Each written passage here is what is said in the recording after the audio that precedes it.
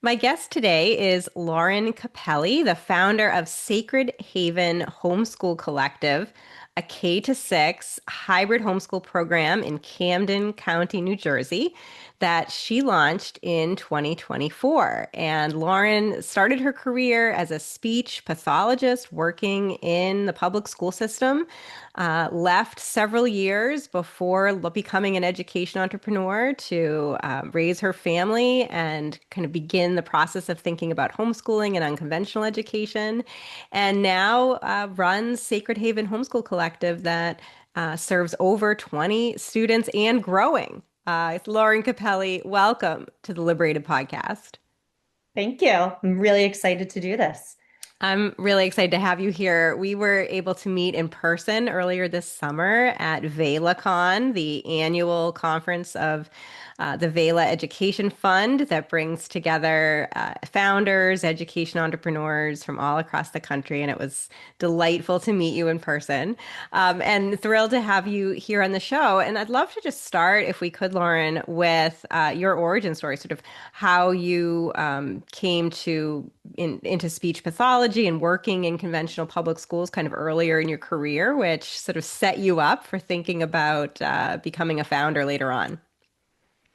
Yeah, so I worked in the public schools. I specifically worked with our autism population, multiply disabled population. I really loved what I did, but it was at that point that I really saw the holes of a caseload from a therapy standpoint that was not able to be managed with the amount of kids, the amount of high needs kids, and just trying to meet all of their needs in such a short period of time. It got to a point where I just, in my heart and my integrity, knew that what I was doing, I couldn't meet their needs and show up to work every day and really like sleep at night feeling like I did the best by them. So I wound up leaving. And, after that, I got married, I had kids, and that really kind of set me on my journey of what does education look like for my children. Yeah. And so, what were you thinking initially when you first became a mom of what you wanted for your kids? It's so funny because I feel like you think you know what kind of mom you're going to be, and then you become this completely different mom. Mm, Um, my when my daughter, so she's my oldest. She was born in 2018. So she was just 2 years old when the pandemic hit. mm, Pandemic plays a huge role into mm. this, in a, in addition to my experience in the public schools. But she needed to get out of the house. I say she is a FOMO, YOLO extra kid. She needs to do things, be around people, incredibly curious. And I wasn't really comfortable putting her in, you know, a public preschool. And I just needed to get her out of the house. So Mm, I put her into a Montessori school. I had heard such great things. I really love how it runs and just their entire model. mm. So she was in a Montessori school. Um, and although we loved it, we were in the middle of the pandemic and dealing with masks. And as a speech pathologist, I knew how incredibly important it is for speech and language development to be able to interact, to be able to see a face, for the speech aspect of it. And I just hated that for her. And there was a point in which, you know, because every time she had a sniffle, she had to get tested. We had to sit in the parking lot and they had to hold her down and test her at, 3 years old at this point, and it was just a horrible experience. And I thought, I'm going to have to homeschool. And it started from this really scary place of, Mm. oh my goodness, what is this going to be? And how's this going to change my life? And that's when I got introduced to your book. And I went to a place of, I get to homeschool. And this is such a privilege. And it gets to look so incredibly different than what most people that are on the outside would think homeschooling is. And thanks for mentioning my book, Lauren. This was my earlier book, Unschooled 20, that I wrote in 2019, that you're referring to of kind of helping you to think about education beyond a conventional classroom. Of course, you were already down that path and choosing Yeah. Montessori. So what was it that kind of opened your mind to, okay, homeschooling can be a positive thing, not a negative thing. I'm not moving away from something, I'm moving towards something. What was that shift for you like? I wish I remember where I came across your book. I don't know Mm, whether I Googled it, if I heard about it on another podcast, because I follow several other people who were unschoolers. mm, But as I read the book, I just realized that learning is everywhere. And I knew that. I knew that when I was working with these high need populations that we learn through experience, not necessarily through sitting and doing rote skills, especially the autism population. It needs to be a generalized skill. Um, and I also taught as an adjunct at my undergrad. I taught speech and language development. And I just remember that being a core of my teachings is that how cognition and language are so intertwined and like we just have this ability to learn, like even like without proper language models, like kids will learn to speak. Kids will learn. Like we are just driven to learn and to absorb. And it doesn't have to be through a book, through a text, through test, and through rote memorization. It's experience. mm.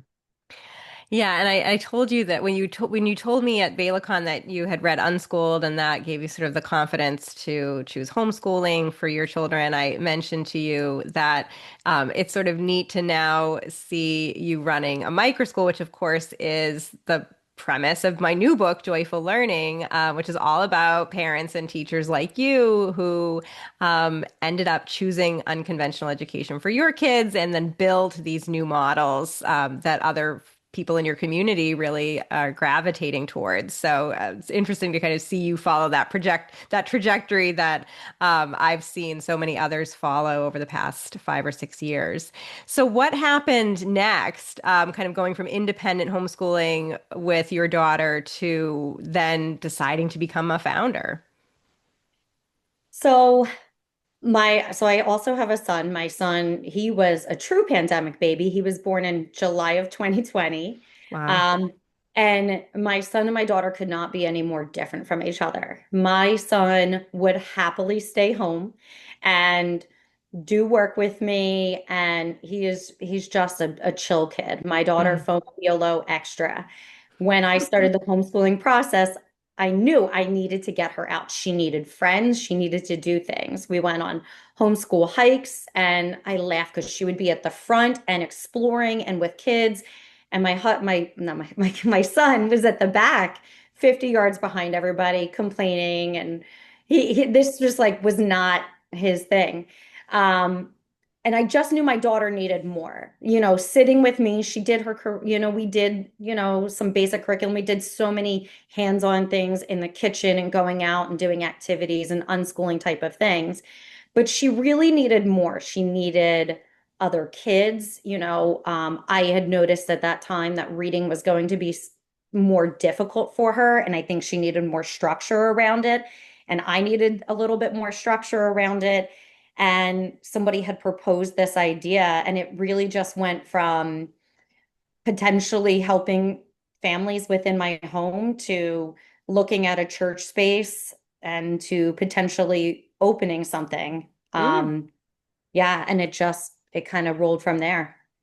So what were those early days like? You opened in 2024. How many students were you initially serving? How many days was the hybrid program? How did you decide to structure things?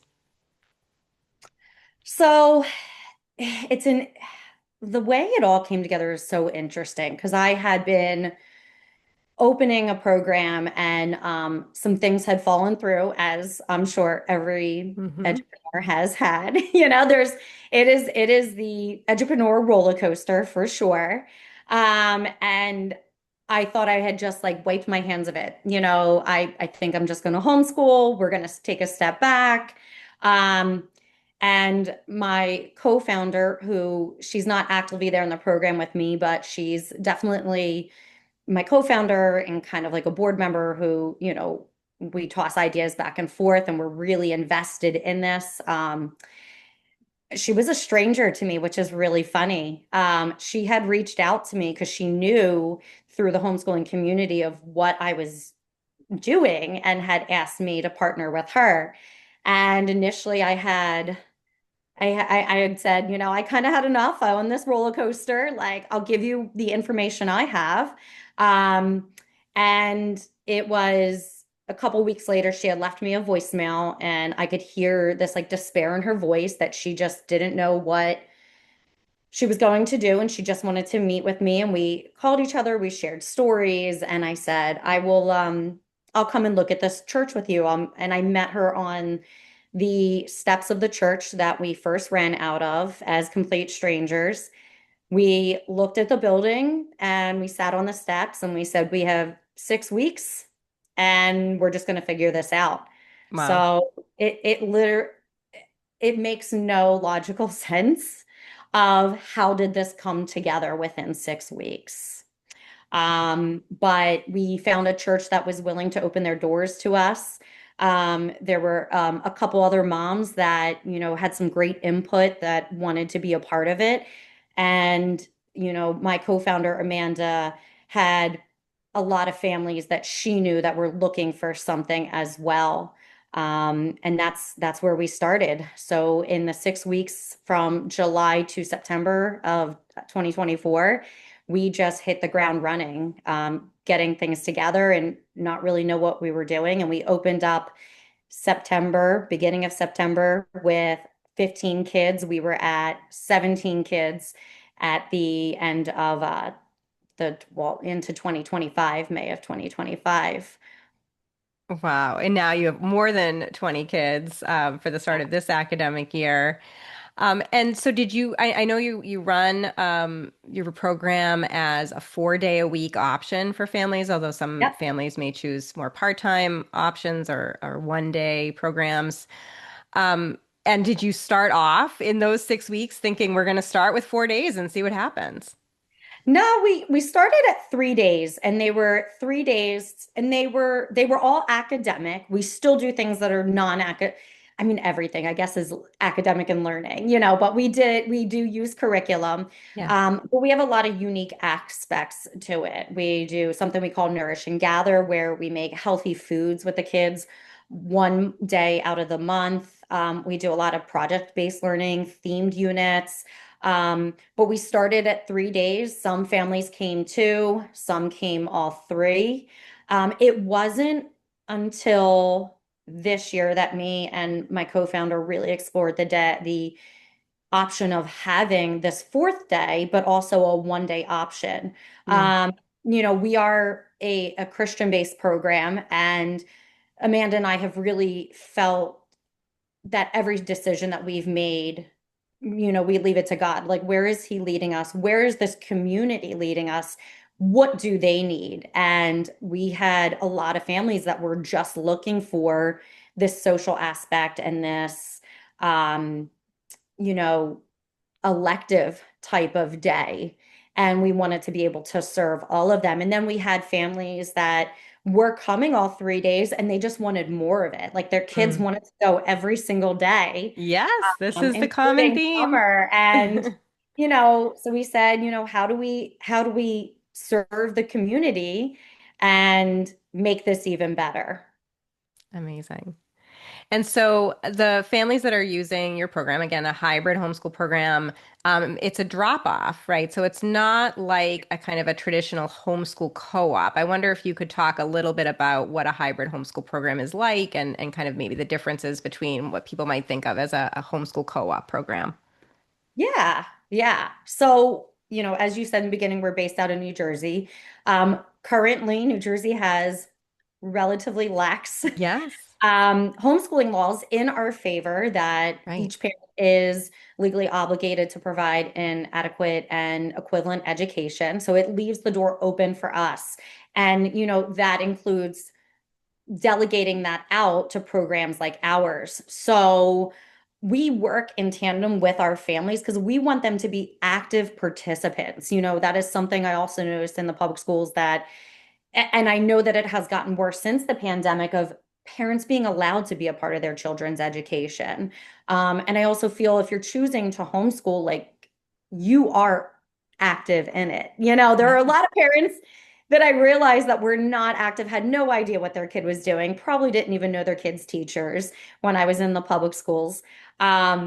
But these parents want to be a part of it, and we want to have that open communication. So we do a portion of their education, and then we, based off of how much they're there, portions of it come home, and then we just talk back and forth, and we go at their pace. We place them based off of where they are academically, not by grade, or, age, because we want them to feel success. I think I answered all of that. If I Yeah, didn't, and well, and so maybe I mean it's just maybe putting a fine point on it. Just a homeschool co-op is often kind of parents you're leading being, programs. Yeah. yeah. We are this nice mix. The majority of educators that I have, or aides that we have in our classrooms, are parents of children in the program. We do have parents that like to come in and volunteer and do certain things, but it's not required. They don't have to be there. We've also realized that this is a nice way they can get that break. Most of our parents do work some other type of part-time job. And this gives them that break so that they can be a part of it as much or as little as they want. And are you finding that you're drawing mostly from the existing homeschool population, or are families of students in traditional schools becoming interested in your program? Both. I would say the initial cohort were people that were actively homeschooling prior. Yeah. But we had some families. We had a family that was homeschooling during the pandemic. One of the children decided to give public a try, and he made it 5 months. And, we received a call from his mom, and she had pulled him out that day and said, "Can he start Monday?" And he did. I'm currently working with parents right now that are looking to leave the public school. They're just unsatisfied with the education, or, other things going on. And then I have parents that their kids are becoming school age, and they're just stuck of what to do. They Mm, just, they're trying. It's so hard. We have a parent right now, like, her entire family were public school educators, and she's like, it's so hard to make that jump, but in my heart I know that this is what's right for yeah. my kids. Yeah, I'm hearing that a lot lately is sort of parents of younger children considering an alternative to conventional school right out of the gate before their kids even hit school age because they want something that's more personalized and more innovative, something different than a traditional classroom. So it sounds like you're hearing that same thing. So tell us a little bit more, Lauren, if you could, about the curriculum. You said, you are very academic based, but then you have these other enrichment programs too. What does the curriculum look like, and how does it work kind of throughout the week? Yeah. So I can kind of go through, like, what our day looks like. Yeah. Uh, we had a curriculum specialist help us pick out curriculum. We do an ELA curriculum. We do, if you want the names, Christian Light. We do All About Reading, which is Orton Gillingham based, which is super important for reading. I went through Orton Gillingham training this summer, and then we have Matthew And that's C. for So we kids do, who are not just, because I know Orton Gillingham is common for dyslexic students, but you find that you yeah. use it for both Oh, dyslexic and absolutely. non-dys. Okay. Yes. So they say it is helpful for all, harmful for none. Oh, okay. So it's the science of reading. It's been around for forever, and there's a lot of programs that are based within it.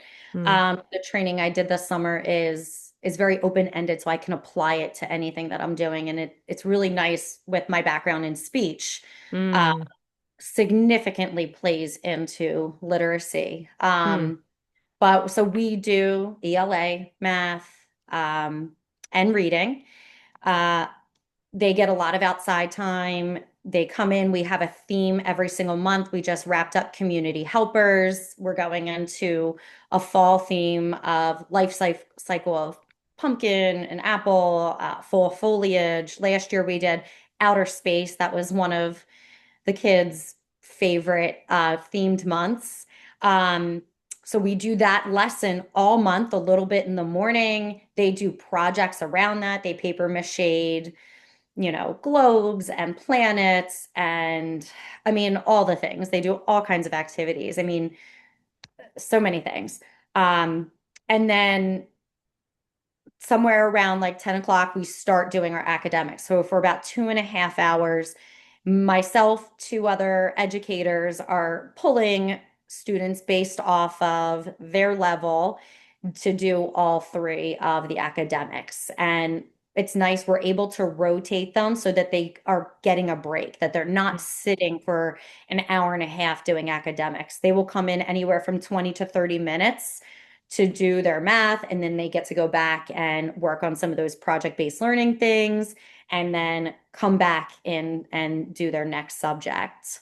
In the afternoon, we do Bible study. We do some like fun trivia. We have the kids run it too, based off of we have a student like he just loves to do like a trivia and game show type of stuff. And we just started another unit that I'm really excited about where we're incorporating classic movies and classic literature.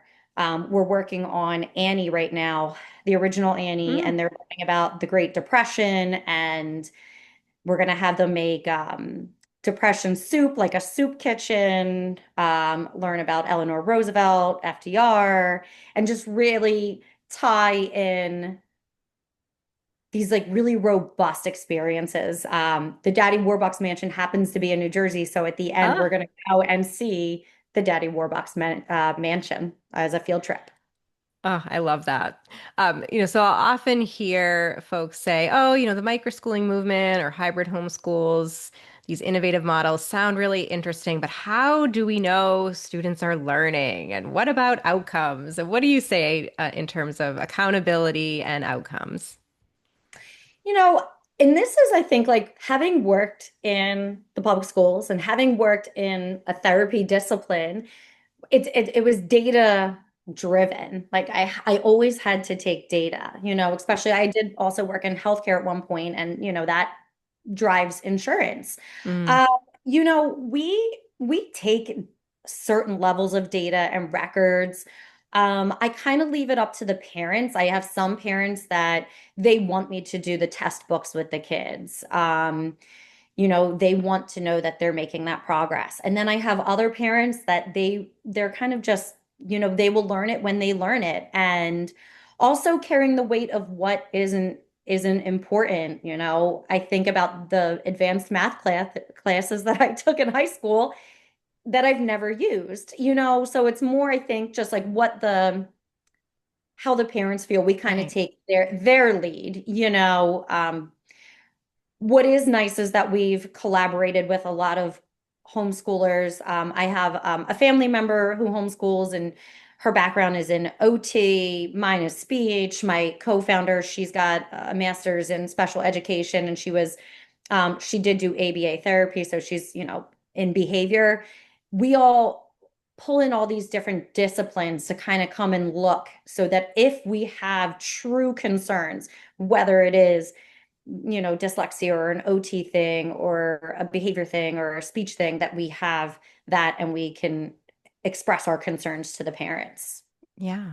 Yeah. And I think, what I hear a lot in these more personalized learning spaces is that it's often easier to close academic gaps and kind of differentiate learning based on a child's individual needs. They might be advanced in one area and not as advanced in another area. Do you find that you're able to kind of meet the child where they're at?